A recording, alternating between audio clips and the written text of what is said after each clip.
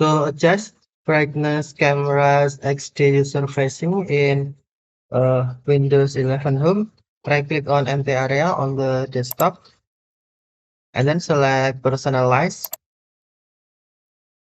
Next, click or tap Bluetooth and Devices. Select Cameras and then tap XD User Facing. On default image settings, tap Brightness Adjustment bar on the left.